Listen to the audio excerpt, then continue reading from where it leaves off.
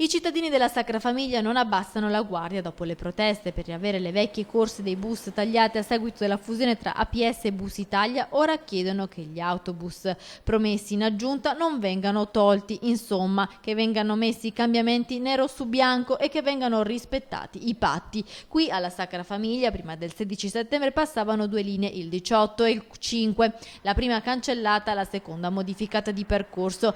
I cittadini, per la maggior parte anziani, si sono visti così annullare l'unico collegamento con l'ospedale. Noi contiamo su questa promessa, è una promessa che deve essere mantenuta.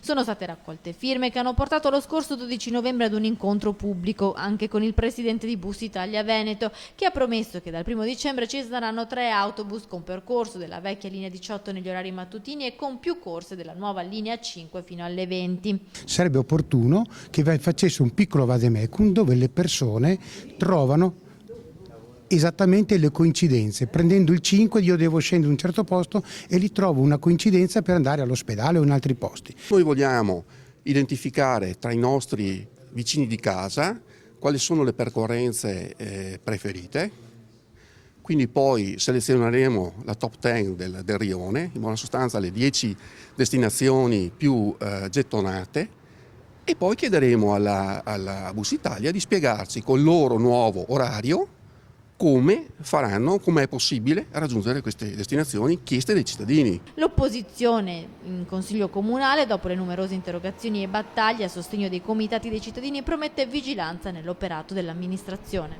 Ora però noi vigileremo sulle promesse che l'assessore Grigoletto e il presidente di Bus Italia Mazzaroli hanno fatto a questi cittadini e vogliamo vedere scritto nero su bianco le modifiche che hanno apportato.